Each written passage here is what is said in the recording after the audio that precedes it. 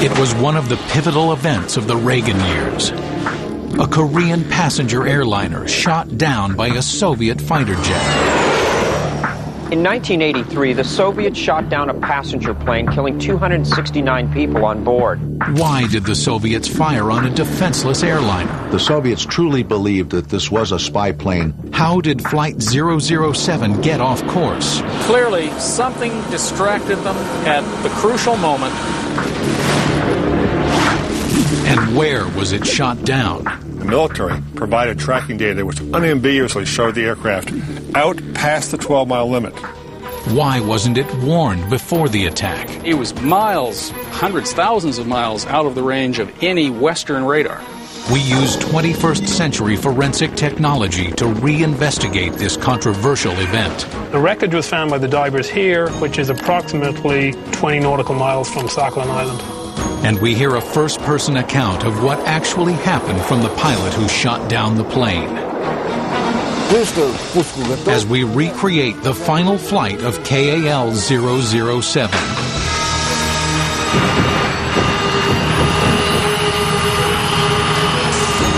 The airplane begins to pitch up. He tries to oppose it. And seek to unravel the tragic events of that night on Unsolved History.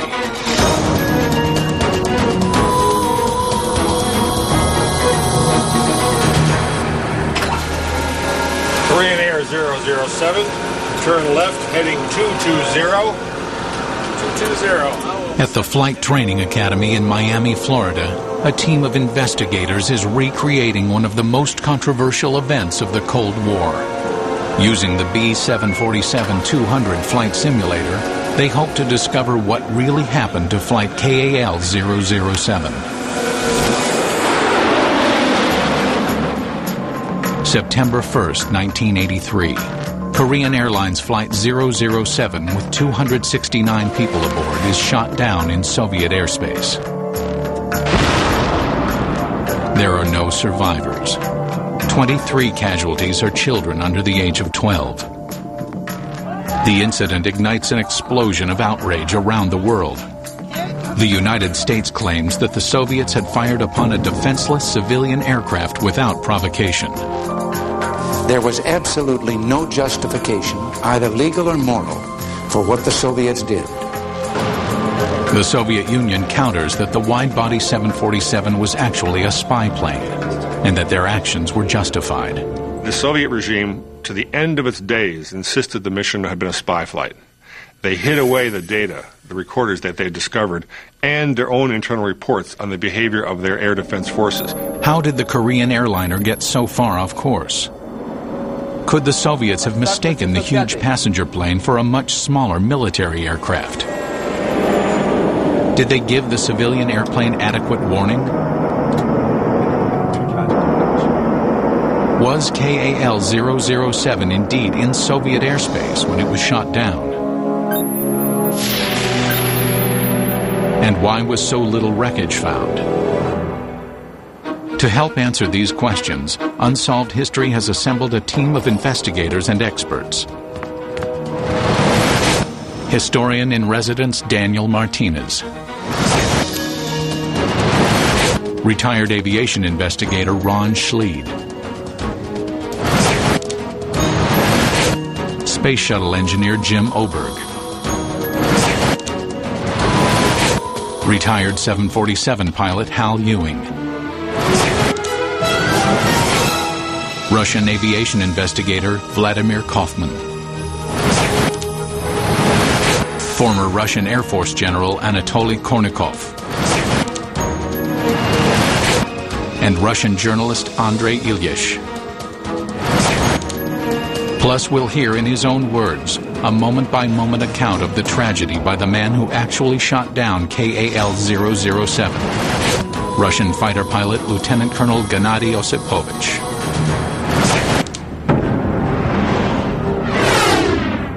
To understand the complex factors behind the downing of KAL 007, we must first set the scene.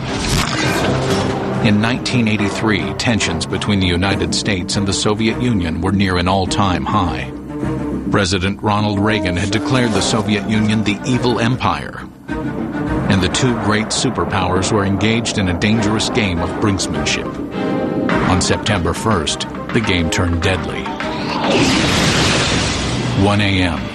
After stopping to refuel in Anchorage, Alaska, Korean Airlines Flight 007 departs on the second leg of its flight from New York to Seoul, Korea. The shortest route to Seoul would have taken the jet over Soviet territory. But due to the tension between the Soviet Union and the U.S., commercial aircraft routinely flew just outside the border of the vast USSR. 10 minutes after departing Anchorage, KAL 007 starts drifting off course. 80 minutes later, the plane is no longer in contact with Alaska's air traffic control and is following an entirely new path. It is heading straight for the Soviet military base on Kamchatka Peninsula. KAL 007 is now out of range of any of the North Pacific radio beacons. The plane misses its first checkpoint, designated Bethel.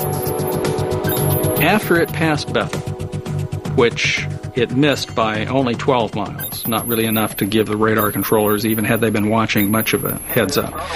There are no more beacons on the entire North Pacific route until you get to Japan.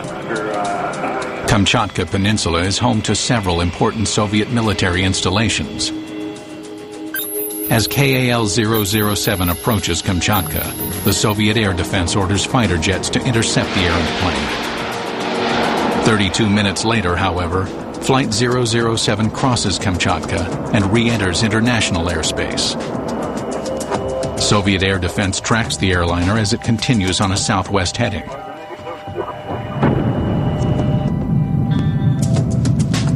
KAL 007's cockpit crew continues to make weather and location reports to air traffic controllers in both Anchorage and Tokyo, apparently unaware that they have strayed into Soviet airspace. The passengers on that airplane, even the crew, in all probability weren't even aware that they had ever violated Soviet airspace.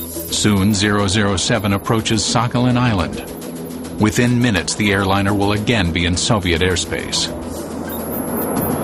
The Soviet Defense Command orders MiG-23 and Su-15 interceptors into the air. For 20 minutes, the fighters shadow 007. The Soviets had launched aircraft out to meet the intruder, came around behind it, and followed it across the island. At 3:15 a.m. local time, the jumbo jet pilot requests permission to climb to 35,000 feet. 3 minutes later, Su-15 pilot Lieutenant Colonel Gennady Osipovich receives orders to destroy the aircraft. Osipovich fires his two missiles, each bearing 70 pounds of high explosives, and reports to ground control that the target is destroyed. It takes 12 minutes for the fatally damaged airplane to spiral 35,000 feet down. KAL 007 crashes into the Sea of Okhotsk, just north of Monaran Island, 350 nautical miles off course. Why did the plane fly so far off its route? How could a highly skilled crew who had flown the same flight hundreds of times not realize that they were following a different flight path on September 1st? How could they fly like this? How could an experienced pilot really ignore his navigation? This remains a mystery. Lawyer Juanita Madola represented the family members of the victims of KAL 007. The claim was negligence on the part of the cockpit crew, that they had devices in the cockpit that would have let them know that they were off course in terms of coordinates, and also that they were over land when they should have been over water. So our argument was that they were totally oblivious to where they were and didn't care, or they knew that they were off course but were trying to fumble their way across the Pacific anyway. Why did Korean Airlines Flight 007 fly off course that fateful night in 1983? How could an experienced flight crew fail to notice that they were straying into Soviet airspace? To answer these questions, we are about to recreate the final flight of KAL 007. At the Flight Training Academy in Miami, Florida, Unsolved History's historian-in-residence Daniel Martinez joins retired 747 pilot Hal Ewing in a state-of-the-art flight simulator. Hal has studied the crash of KAL 007 for over 20 years. By combining data from the 1993 report by the International Civil Aviation Organization and the black box recordings, Ewing can reproduce the airspeed, altitude, and coordinates of KAL 007 from the time it took off until it was shot down. So Hal, what exactly happened that night? What went wrong with this navigation?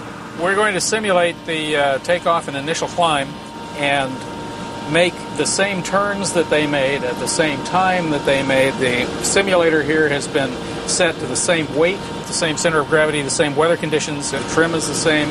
To the maximum of our ability, everything is the same as it was that night. Okay. Like all airliners at that time, KAL 007 depended upon an inertial navigation system, or INS, which guided the plane by a series of ground-based radio beacons. The route the aircraft was supposed to fly was R20, which is an airway. And R20 has certain waypoints along the way that are entered into the inertial navigation system. And the inertial navigation system, when it's linked to the autopilot, will then fly the aircraft to each of these waypoints to keep it on its proper track. But using this system isn't automatic.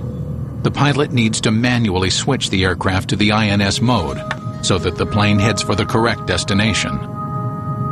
When it reached a certain location, the autopilot should have been linked to the inertial navigation system, which had waypoints entered in it that would have taken the aircraft on a route that would have kept it out of Soviet airspace. But on September 1st, 1983, the INS was not engaged. For some reason, the switch was in all probability never moved from heading to INS to actually engage the INS system. Clearly, something distracted them at the crucial moment, caused them to simply forget to move the switch from heading to INS, and then they never caught the error for the remaining 5 hours of the flight. One of the central questions that the general public has had about this incident since it happened is, how could someone not have seen what was going on? Why didn't ground control see that the flight was off course? Why didn't somebody warn KAL 007 that it was about to stray into the Soviet Union? The answer is right here. These are all the sites that existed in 1983 that could have seen Korean Air 007 on radar as it headed off to the west toward Seoul. It began to deviate from its desired track almost immediately after takeoff. A direct track from where it was at that moment to Bethel is not depicted on the chart, and it's not depicted on the radar scope of the controller. So there was really no way for the controller to know whether the flight was proceeding at any given moment direct to Bethel or not, simply by looking at his radar scope. Now, we have radars that, even at that time, that could reach out thousands of miles in space and track an object. Why couldn't that track KAL? The problem is they're usually large, very powerful phased array radars, and they're designed to look at space. They're not designed to look at things close to the surface of the Earth. So, because of their antenna position and because of the fact that the Earth is round, KAL 007 was simply underneath their radar horizon almost all the time.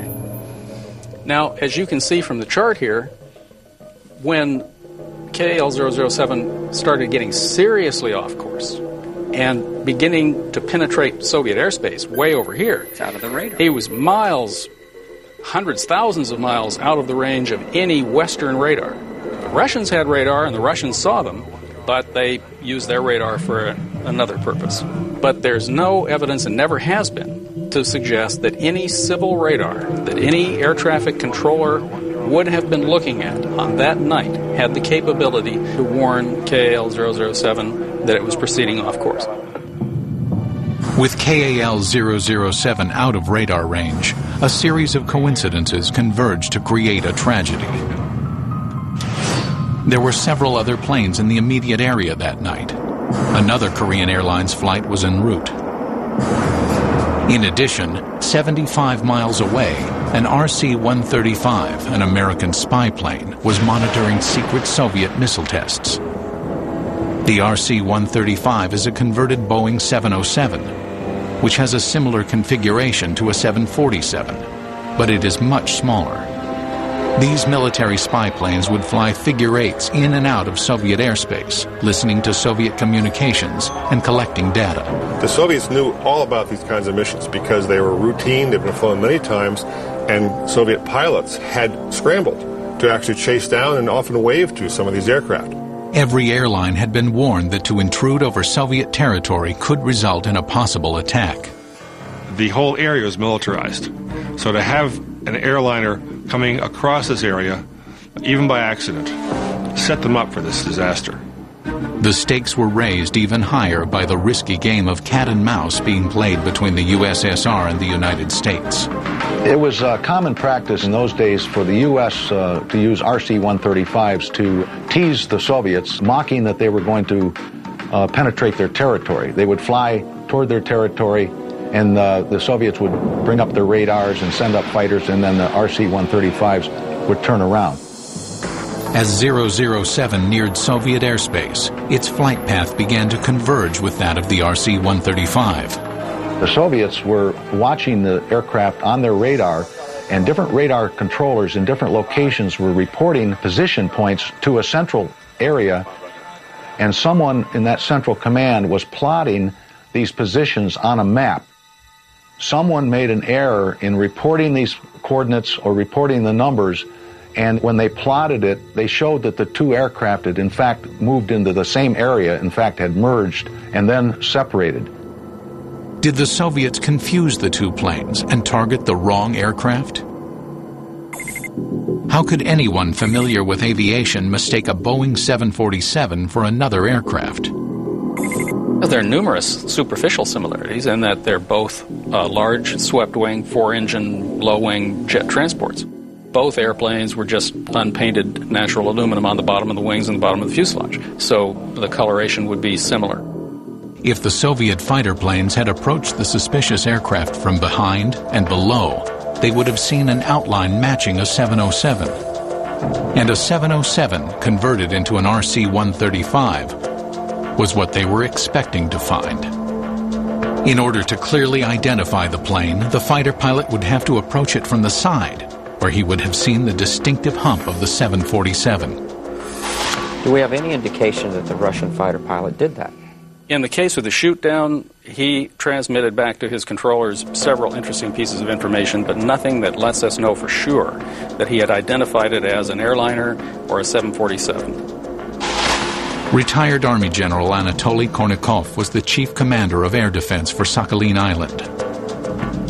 We discovered an unidentified plane heading towards Sakhalin. Radars were activated and interceptor pilots ready in their cockpits. Soon we could identify the plane. It was still far away. I immediately decided to launch interceptors on duty into the air.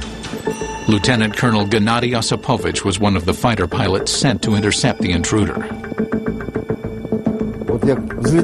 I took off. They gave me the course immediately northeast because the plane was coming from the north, from Kamchatka. At first I didn't expect it to be a military flight, but then they told me to activate my weapons and aim them at this target. General Kornikov claims every effort was made to identify the errant aircraft. We were making sure that the flashing navigation lights were on. The pilot said yes, the flashing lights are working. A flashing light indicates that a plane is carrying civilian passengers, but this made little difference to the Soviet general. Judging by the shadow and configuration, he said it looked like an RC-135. I reported that I was ready to fire. No, they said, wait, don't shoot, don't fire your missiles. Approach his altitude and force the plane to land. In other words, they really didn't want to destroy it. I approached its altitude about 10,200 meters with readiness, and I started to flash my warning lights. This is a well-known international signal. You are in violation. I did it again, but again he didn't answer. I reported that he wasn't reacting. They told me, fire warning shots from your cannons. I moved even closer to it and shot first in a direction like this, parallel to its flight path. I fired about 4 rounds of warning shots and turned a little and fired another shot. And again, there was absolutely no reaction and no transmission from it. The Soviets had to make a decision. The Boeing 747 was nearing Sakhalin Island, home to 6 military airfields and the gateway for the Soviet fleet to the Pacific Ocean. The plane was already approaching the island west coast. When I reported that the plane is absolutely not reacting and it's flying over our base, they gave me the order to destroy the plane. For KAL 007, time was running out. For Korean Airlines Flight 007, its fate was sealed once it crossed over Soviet airspace. But exactly what transpired in those last few crucial moments? Unsolved history is about to reconstruct the final minutes of 007. The Su-15 pilot who fired the deadly shots will give us a step-by-step account of the actual event. Now we're initiating our turn, 220. And in our flight simulator, pilot Hal Ewing will attempt to control the wounded 747 once it has been struck by the missile.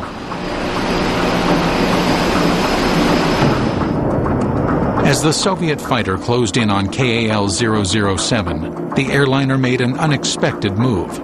It began to climb from 33,000 feet to 35,000 feet. To the Soviet Su-15 pilot, the jet appeared to be taking evasive action. Right at that moment, something changed. No time for reasoned analysis about why that change might have happened. It's just noticing that, oh no, it's not maintaining a stable flight path. He's seen me and he's pulling a trick. Osipovich finally got into position and fired 2 missiles. One, a heat-seeking rocket. The other, a radar-guided missile. The left rocket is heat-seeking through infrared, and the right rocket is radar-guided. I didn't see the impact of the heat-seeking one, but the radar-guided I saw. Because you shoot it, and then you have to aim it by sighting it with beam, so it does not go off and self-destruct. I saw it explode right under the tail, near the stabilizer. I reported that the target was destroyed and returned to my airbase.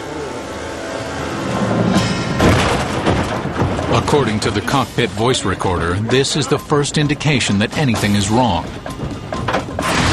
That's on the voice recorder. Someone says, what's that? The airplane begins to pitch up. Nose down. Okay, you're nosing back over. You should be losing the hydraulics about now. Decompression.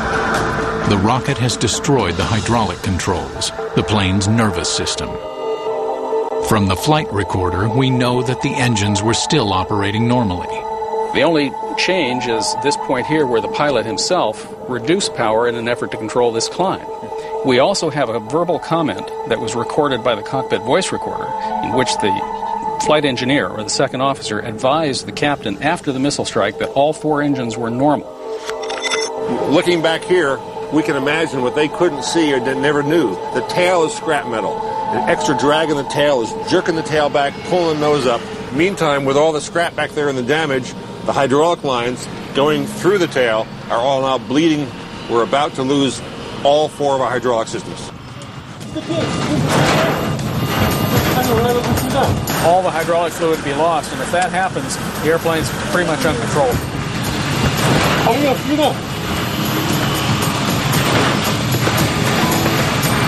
A minute later, the cockpit recording stops. I don't think that the concept of an attack would have ever occurred to him.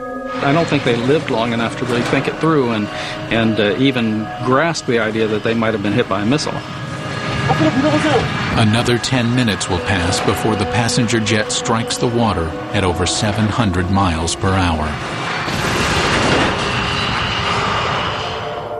Korean Airlines 007 is totally destroyed.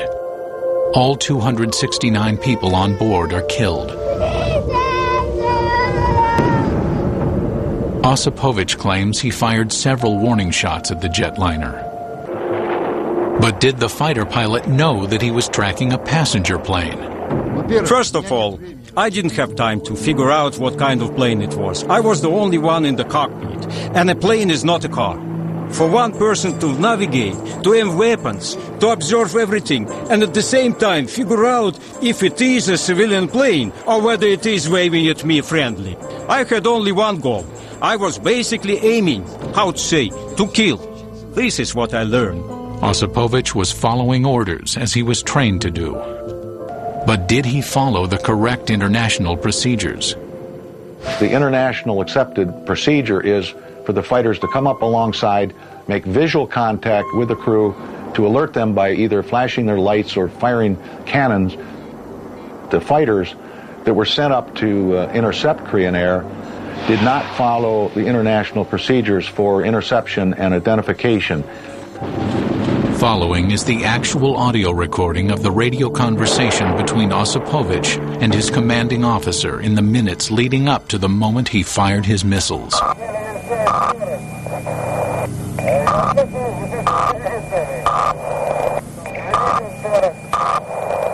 I flashed warning lights, meaning you are trespassing. I shot 4 rounds, more than 250 shells from cannons. We have more than 500. I didn't see the shells.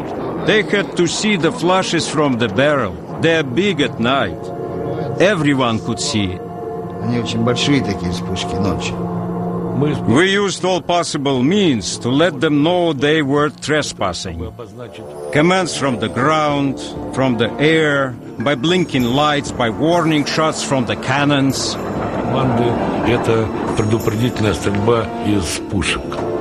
But why didn't KAL 007 see the warning shots from the Su-15? The answer lies in another deadly coincidence. Just as Osipovich fired his warning shots, 007 started elevating to 35,000 feet. The warning shots passed beneath the 747, out of the pilot's line of sight. How could it be that such an experienced and well-prepared crew and its captain, who had repeatedly flown the president of his country on this very route, could have gotten lost? According to the Soviets, the tragic decision to destroy the civilian airliner was simply a case of mistaken identity. But one troubling question remains. Precisely where was the plane shot down? Was the Korean airliner shot down in Soviet airspace or just seconds outside the Russian border? Was it struck, as the Soviets claimed, in their airspace? Or is it possible that the Soviet fighter plane shot it down after it left Russian territory? This is a detailed map of the search areas. Where was the plane found? Right here, X marks the spot where the wreckage was located. It's interesting to note that if you trace the 12-mile limit around Monaran Island and the 12-mile limit off the west coast of Sakhalin, it is definitely in international waters. The first investigation by ICAO, the International Civil Aviation Organization, was inconclusive. 2 crucial pieces of evidence were missing: the cockpit voice recorder and flight data recorder, the so-called black boxes. The cockpit voice recorder does just what the name implies. It records all the sounds and all the voices that occur on the flight deck so that investigators can listen in and hear what's going on. In 1992, 2 years after the collapse of the Soviet Union, Russia's first president, Boris Yeltsin, finally allowed access to KAL's black boxes. The flight data recorder was missing for almost 10 years. Finally turned over to ICAO in 1992, when we were able to see these traces right here and all the rest of the data on the flight data recorder. Finally, for the first time, we could have a much better idea of exactly what happened aboard Korean Air 007 that night. In order to confirm where KAL crashed, Unsolved History utilized a state-of-the-art search and rescue program called SARMAP.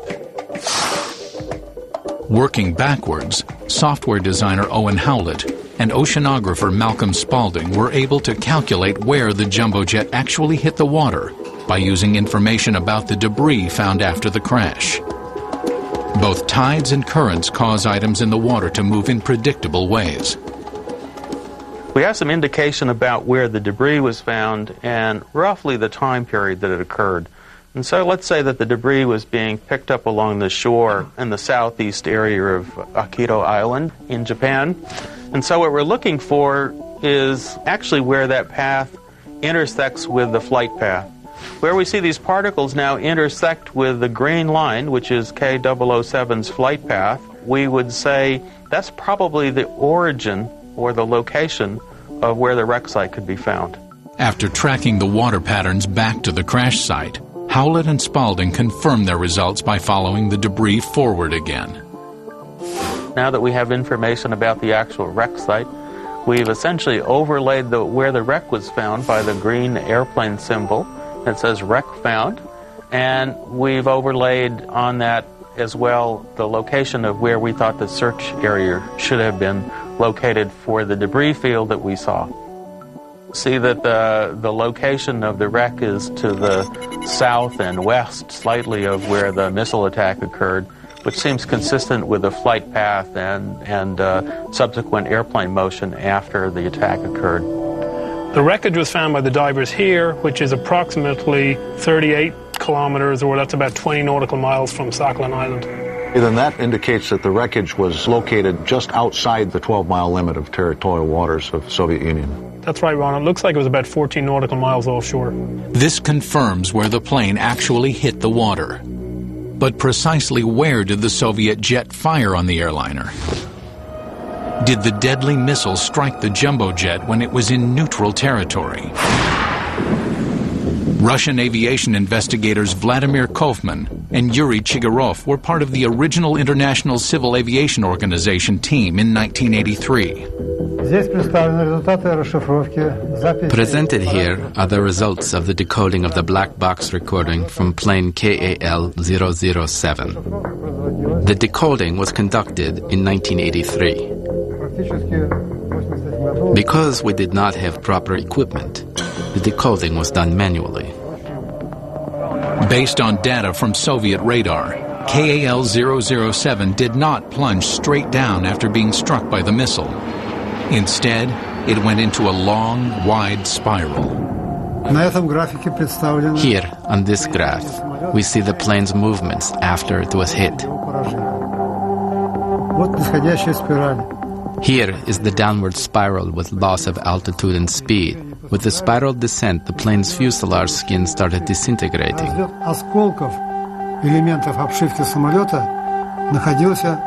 The debris was dispersed over the 5 to 7 kilometer radius. Adding to the mystery surrounding KAL 007 was the relative lack of debris found at the crash site. This led to accusations by the Soviets that KAL 007 was indeed a spy plane. To this day, General Kornikov is skeptical that 007 was a civilian aircraft. I am still convinced there were no passengers on that plane, and I have grounds to think so. There were countercharges that the reason there were no bodies was that the Soviets had captured the passengers and were holding them as prisoners. So where were the remains? Submarine Captain Mikhail Gears piloted one of the submersibles involved in the recovery. We were actually looking for the Boeing, or what was left of it, and our main task was to recover the black boxes. Once the Soviets found the black boxes, they needed to determine if there had been any passengers aboard the alleged spy plane. Only the parts of 4 human bodies, including 1 child, were ever recovered. We found bones and body parts. You've seen my pictures. There were many underwater creatures that immediately eat everything, including crabs, and there was a strong current there.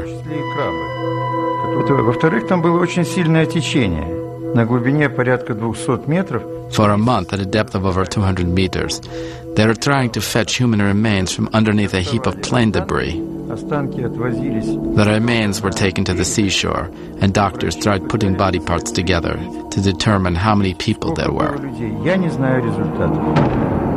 Identifying the bodies was impossible. In fact, authorities were unable even to prove that the dismal remains were from KAL-007. There were very few remains from the crash of Korean Airlines 007, and we now know that the Soviet ships had actually found the wreckage, and they did not either salvage the cargo or find ways to give back to the families anything of the possessions or the bodies of the passengers. There is speculation that any remains that were either recovered from the wreckage or that washed on shore were destroyed by the Soviets because they did not want evidence of what they had discovered. So where were the bodies? How could they have disappeared so quickly? Some experts believe the aircraft was totally destroyed upon hitting the water. Very little remained of the plane and its passengers. If the wreckage is seriously torn apart and just in small pieces, we'd have to assume that it had a lot of airspeed and a lot of impact when it hit the water. Conversely, if the fuselage and other parts of the airplane are largely intact, then you'd have to assume a lesser impact, but still enough to kill everybody on the airplane. KAL-007 would have disintegrated upon crashing into the ocean, the same way as if it had impacted upon the ground. Still, many relatives of the victims believed that because there were so few remains, that there must have been survivors.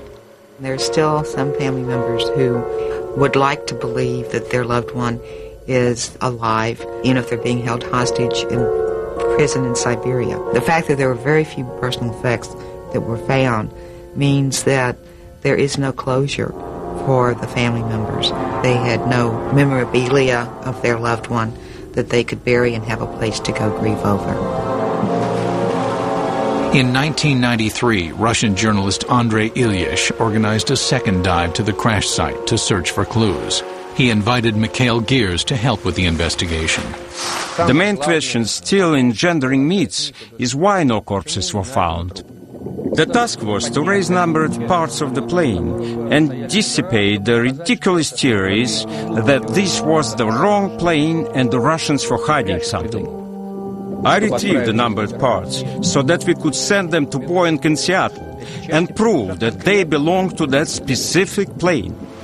Ilyish personally retrieved several items from the sea bottom which he believes proves that there were no survivors, that KAL-007 was utterly destroyed on impact. This is inflatable life jacket. You can see that it belonged to Korean Airlines. The passenger apparently didn't have time to put it on. It all happened very fast. We brought this up from the bottom during our expedition. It was held down by big metal parts, otherwise it would have floated up and been carried away by the current. But what about the human remains? We now know that the crash debris was quickly dispersed over the ocean floor by swift currents, scavengers, and time. But we still do not have the answer to the most difficult question of all. Where was KAL-007 actually shot down? Was it still inside the sensitive Soviet zone? Or had the 747 already passed into neutral and supposedly safe airspace? On September 1st, 1983, Korean Airlines Flight 007 carrying 269 passengers was shot down over the Sea of Japan by a Soviet plane.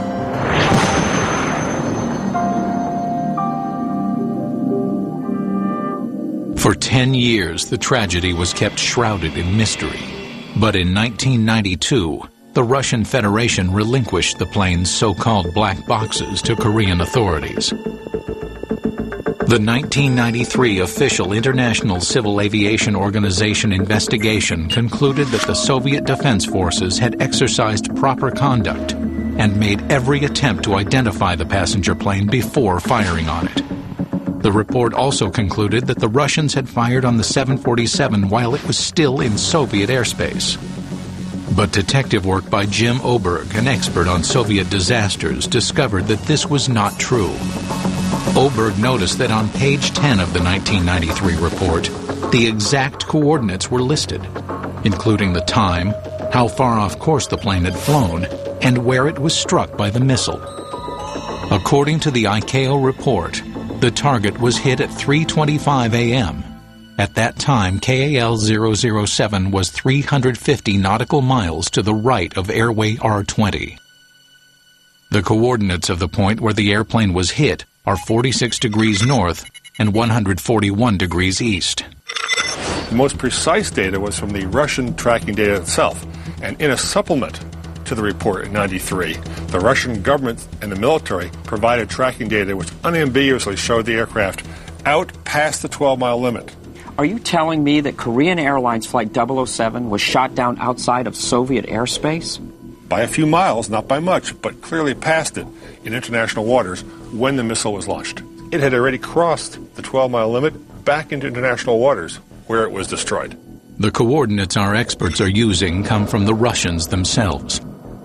The reconstruction of the trajectory using the black box data and computer modeling still gave a little uncertainty of a few miles, but it's the Russian data from their own radar sites and numeric values of the position that they gave in 1992 that, when plotted on a map, show where it was attacked. Exactly what happened during the last flight of Korean Airlines 007 will always remain under a cloud of controversy. Today, the official finding of the International Civil Aviation Organization remains that KAL 007 flew off course due to the Korean pilot's mistake, and that the Soviets believed the jetliner was a spy plane. The order to destroy was made in absolute conviction and was executed on this basis that this was a spy plane, which intruded very deeply, about 500 miles into the territory of a sovereign state. But other experts find this impossible to believe. It's at night, it was running with lights, it was maintaining a straight and level course. The transponder, which the Russians would have been able to read with their radar, was operating, the rotating beacons were operating, and this is just not consistent with an RC-135. Most likely, the truth lies somewhere in between. KAL 007's brief flight ended because of a series of errors, not just one. The Soviets truly believed that this was a spy plane right up until ordering the shoot-down. They certainly would not have ordered the shoot-down of a civil aircraft if they knew it was. To understand how these decisions were made, you must imagine the rampant paranoia. The pilot said it could be a civilian plane. Any serviceman should have understood. His job was not to analyze, but to report what he saw. No one's hands are clean in this story. No one is wearing a spotless shirt. Everybody used this tragedy for their own gain. There's no justice in this story, nor decent side. Everybody, the American side, the Korean side, and the Russian sides, all are somewhat guilty.